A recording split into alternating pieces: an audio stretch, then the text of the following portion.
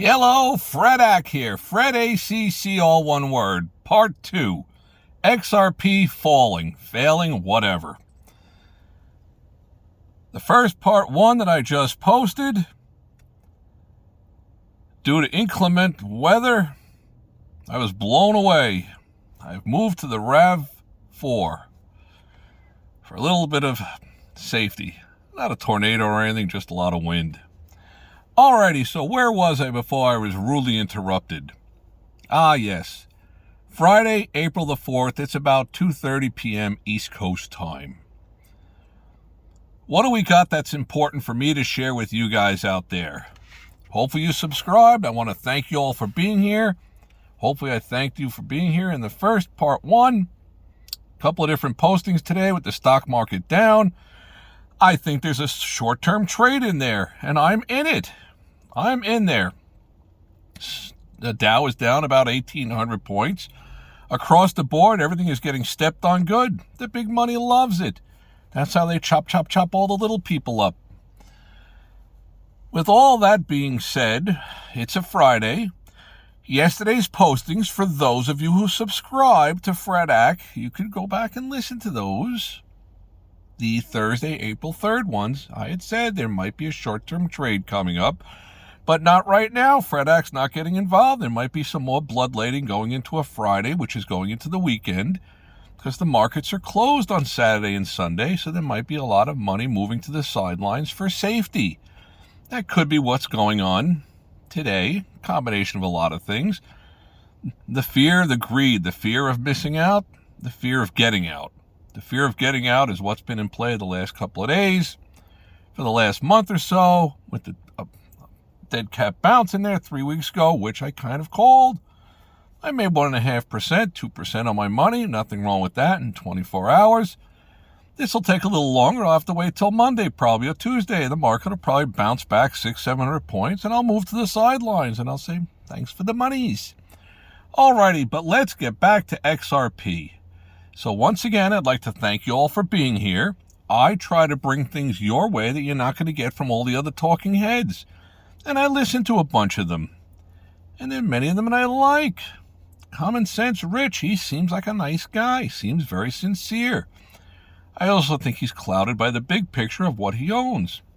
Maybe I'm right, maybe I'm wrong. I don't know. Maybe he's right, maybe he's wrong. Who knows? Time will tell. I'm somewhat on board with him with the XRP thing. Let me look at my limited scratch notes that I have here, and there's not a lot of them. Alrighty, so part 1, we were talking about XRP falling, failing, use case scenario. My personal opinion, these are not financial advice, just the ideas that are swirling around in Fredak's head.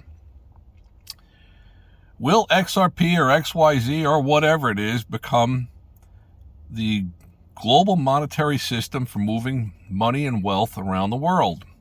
And there are so many use case scenarios.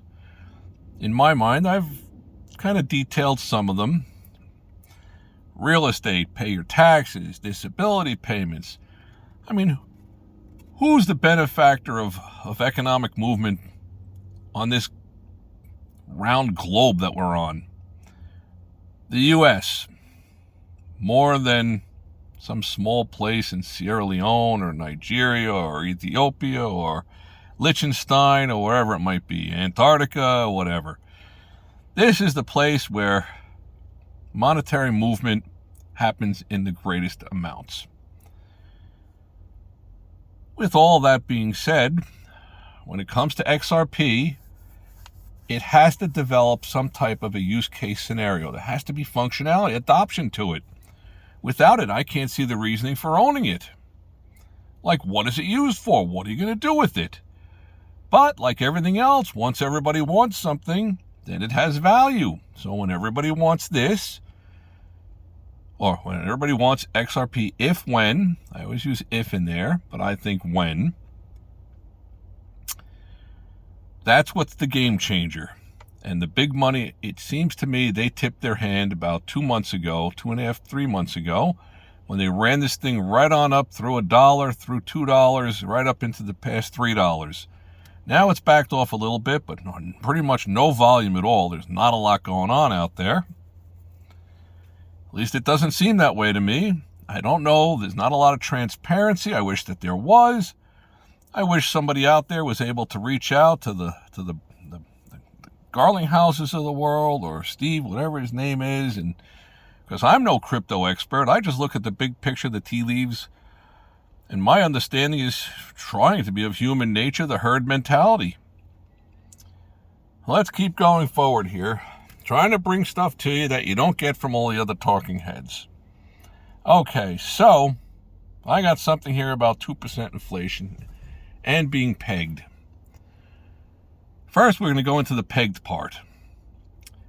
I believe in order for any type of cryptocurrency to dominate, it cannot fluctuate 3, 4%, 5%, 8% in a matter of moments, hours, less than 24 hours. Has to be some type of pegging system that the monetary value of it stays current. Otherwise, how can you do business in something like that? Example I gave the other day was that you own a car dealership, brand new cars.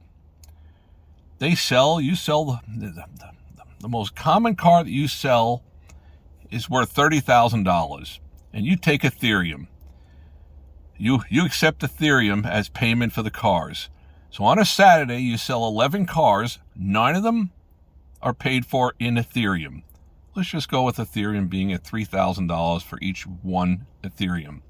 So buyers give you 10 Ethereum tokens, coins, whatever. They transfer them over and you sell the car.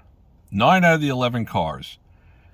You need to have some way to lock in that value. You cannot have that fluctuate $500 up or $500 down. Sure, if it goes up by the next morning, you've made money, but you're gambling. And when you're in business, you're not looking to really be gambling. You kind of want to be able to lock things in. That's what actuarians do, from what I understand. They figure out the mathematics to things, and you have a certain projection of what your profit margin is going to be. So I personally think that at some point down the road, there's going to have to be something. Things are going to have to be pegged, that they can't fluctuate. Who has the ability to do this kind of pegging? Liechtenstein? Ethiopia? I don't think so. The USA, that's who. And whoever jumps in on this thing, the first one, they have a huge advantage over everybody else. And I think this administration is aware of that they need to dominate the evolution of the crypto world. It's my opinion. All of you are functioning adults. You have brain cells in your heads. They're all connected. Digest, make your own decisions. Leave some comments if you want. Smash, hit, do whatever with the likes button, the don't likes button. It's all good. Love the comments. You guys are great. Love the comments. Now, here we go to something that's a little bit more important. This is about 2% inflation, what's on my little paper here. Flip it over there. Alrighty, so usually there's some type of inflation going on. The value of goods are going up in price, whether it's from labor, strikes, cost of materials, overhead, whatever it might be. There's this thing called inflation. Fine. So everybody's trying to outpace inflation. If inflation is running at 4% a year and you can invest your money to gain 5% a year, you're doing better than than the inflation rate. Well, then the person next to you. Very good example of it. You save $2,000 as a washer and dryer for $1,000 each, cost $2,000. You say, you know what? I'm going to leave this in my mattress and I want to purchase this next year. A year later, it cost $1,100 for each washer and for each dryer. So it's $2,200, but you've only got $2,000. So you've lost $200 in buying power. Inflation is eroding you. It's eating you up.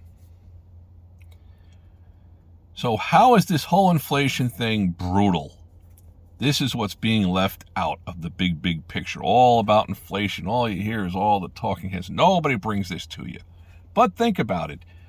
If you're a certain person and you own, let's say, I don't know, you own a home and you own a vacation home, and inflation is running along each year at whatever percentage, and your stuff is rising with it, your real estate prices, the value that you have is rising with it, that's great. But what about all the things that you own that are not pegged to anything that's moving with inflation? Sure, a gallon of milk 50 years ago was, I don't know, I'm just making it up, 25 cents. And now it's $6 a gallon or $4 a gallon or whatever it is. So things have moved up in commensurate with rising tides. Things going up. Fantastic. But there's so many of us out there, similar to the stock market. If the stock market doubles in the next year, I don't know, maybe half the globe doesn't own any stock. They really don't care if the stock market gets bent in half. Yeah, a lot of the wealthier people are getting cooked financially. But a lot of the people that don't have any skin in the game, they don't really care. They're not a part of it all. Well, when it comes to inflation, everything that they're purchasing is costing them more money, but yet they're not even in the game. So for a lot of the people on this globe, inflation is destroying them, which is why I think it becomes that much more critical that something emerges on the level of the cryptocurrencies or some type of monetary movement that's pegged to a certain pricing. How is all that going to happen? I'm not really sure. I'm trying to figure that out. When I do, I will share it. But see if that kind of makes sense to each of you. When it comes to inflation, sure, inflation hits all of us individually. When you go to buy eggs, you go to buy milk, a loaf of bread, prices are going up. They've been going up the last 3-4 years. Nobody has missed the opportunity to not raise their prices. Why wouldn't you? It's like, hey, they're going to buy them anyway. Now times are getting tough. And there's always boom and bust. The speculators are about to start getting busted. And I've posted about all of this in some of my past postings recently. Black Friday, I think in November, the shopping mall, there was more people working there than there were customers there. People don't have the money. Enough yakety from Fred Ack. But I think that's a flip side to it, which is what I think that something is going to emerge, and I believe it's going to be XRP. It's only a question of time.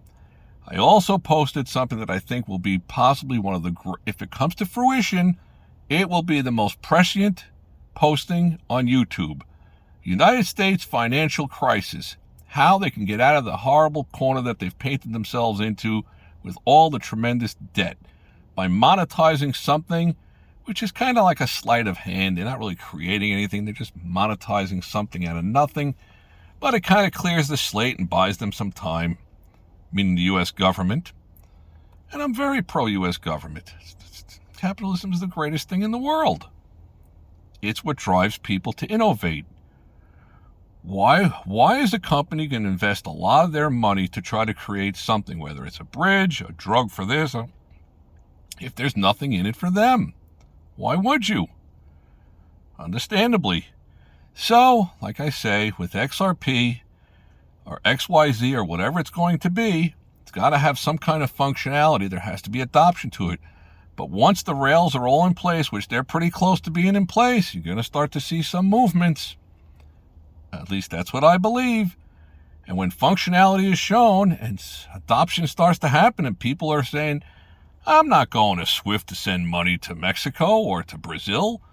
I can do it in a blink of an eye. It'll cost me a penny instead of paying $16 and it takes 2.5 days. Nah. How quickly does everybody shift on over? Really quickly. That's the way the world works.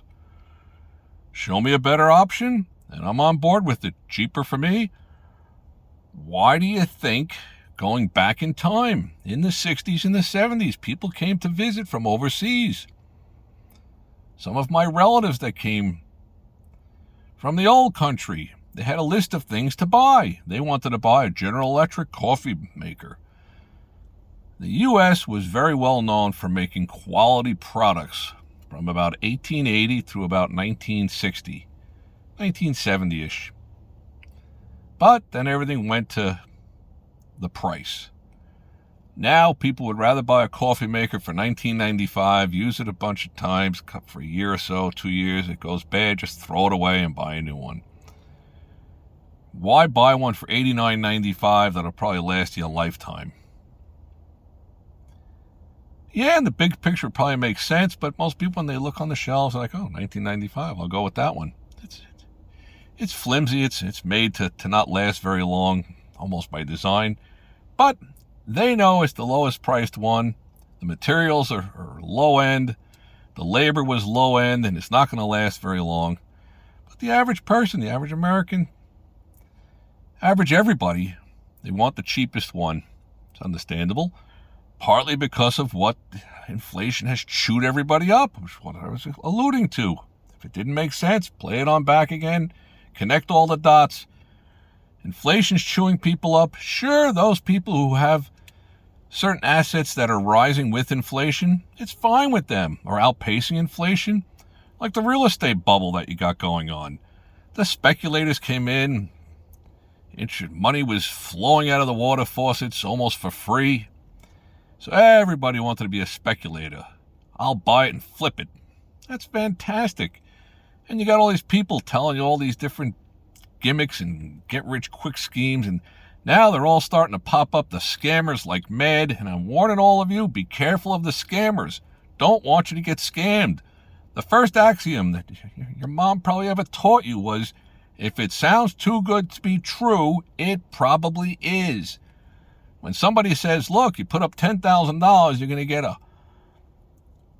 10% return, $1,000 every month. Oh, that sounds really good. Well, you deserve to get scammed out of your money for being that foolish. Alrighty, enough of the scolding. Fredak has mumbled about XRP failing, falling, whatever. And also on the other side to it, where I think it needs to be pegged. And with inflation, I think chewing up a lot of the everyday people, we all need something out there to kind of control what we're doing. Because with a cryptocurrency, I think the inflation level would start to get somewhat diminished. Alrighty, I want to thank you all for being here. Had some other different postings on there about the stock market. Still might be time to grab in on it. Might be a quick trade in there. By Monday or Tuesday, I'm not looking long term, just looking to make a little bit of pesos. Little money is better than no money. Thanks for being here. May all your days be winning ones.